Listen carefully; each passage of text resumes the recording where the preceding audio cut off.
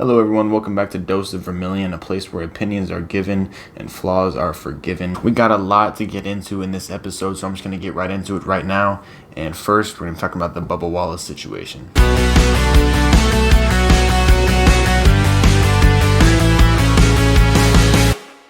So, if you don't know, Bubba Wallace is a NASCAR driver. He races for Petty Motorsports, like Richard Petty. And he is also the only African-American racer in NASCAR right now. And I'm sure you've heard the situation going down recently with the Confederate flag in NASCAR being removed altogether. A few years ago, they put restrictions and limitations, urging goers, race fans not to bring that flag or to fly it in any capacity.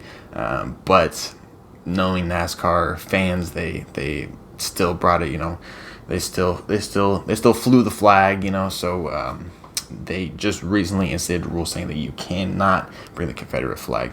And just recently, last week, the only African-American NASCAR driver, Bubba Wallace, found a noose in his garage with his car.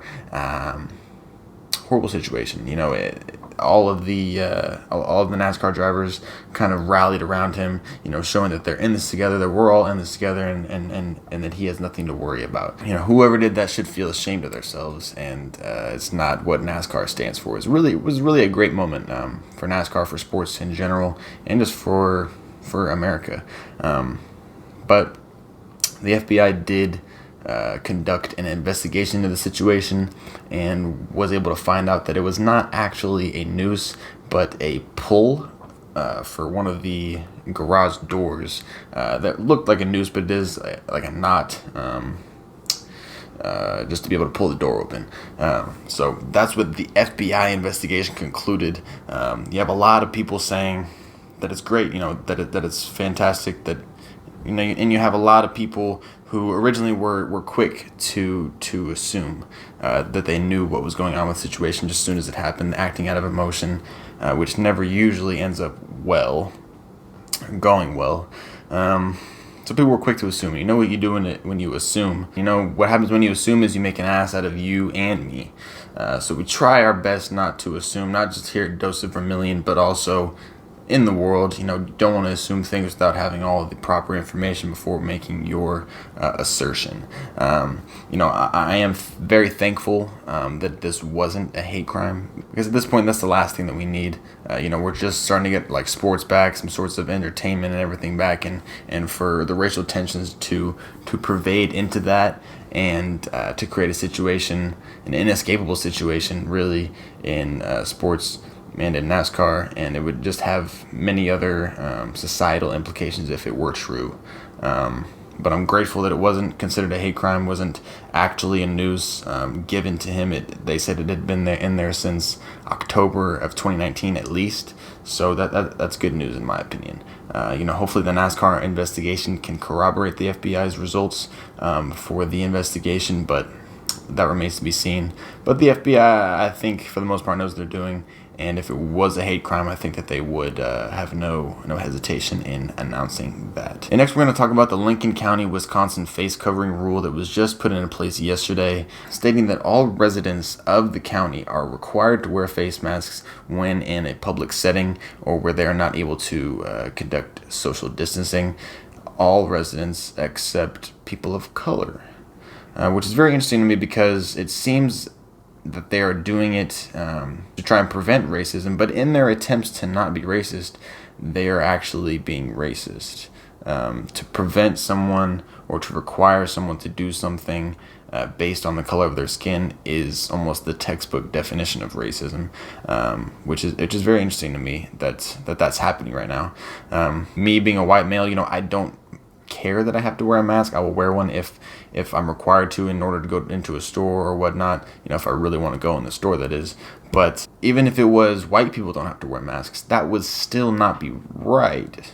That would still be racist because it's just the color of my skin. And they claim that it's because they don't want the people of color in the county to be racially profiled, which is possibly understandable because according to Data USA, 82% of their population in Lincoln County, Washington, is white. So there probably is a fair amount of racial profiling going on already because there are such little non-white people there. But I feel like it could bring more attention, possibly even disdain towards these people of color in the county due to them not having to wear masks. It just doesn't make much sense to me. But you let me know what you think down in the comments down below if you think that is justified or if it's racist. I kind of think it's racist, but hey, what do I know? We're just here to have a discussion. So drop comments down below and let me know what you think. But next, we're going to be talking about Chaz Chop updates going on right now. It seems that Freatle will be coming to an end, according to Mayor Durkin, who said that they will be working with community leaders in order to find solutions to kind of dismantle the autonomous zone, the occupied protest going on in Seattle or Freatle right now. To be honest, I think meeting with community leaders it's not a terrible idea, but it would be much simpler just to bring in the cops and let them do their job.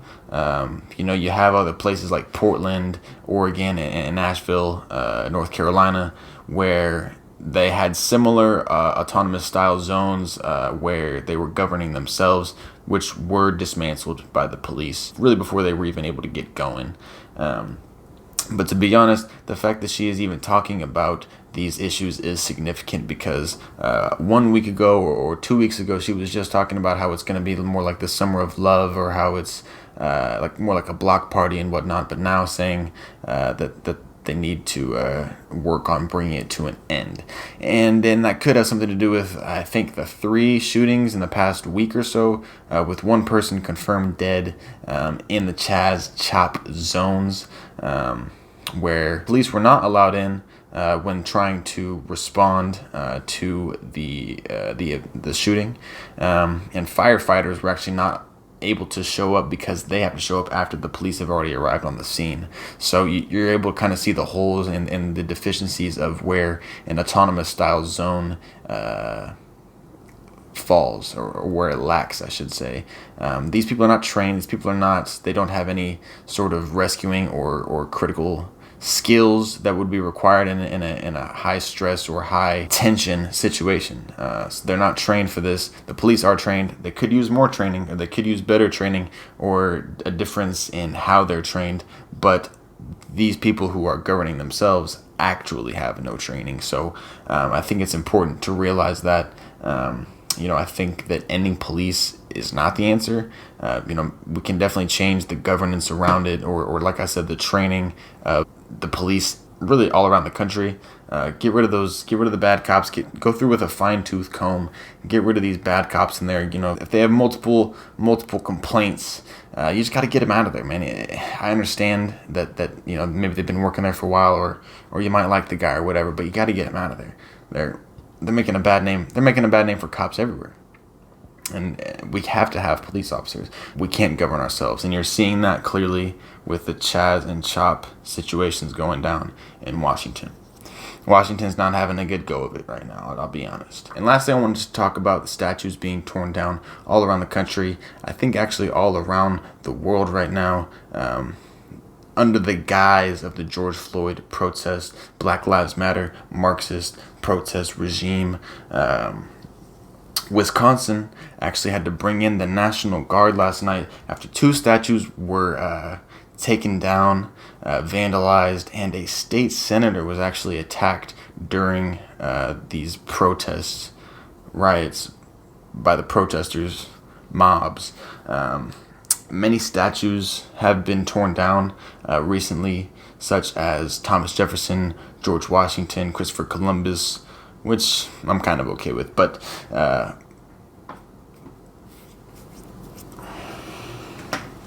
and attempts also made at Andrew Jackson's statue, and even threats from Black Lives Matter activists to say that Jesus Christ statues must actually be torn down. Yes, Jesus Christ statues must be torn down because they are a symbol of white supremacy, which, to be honest, is just actually ridiculous.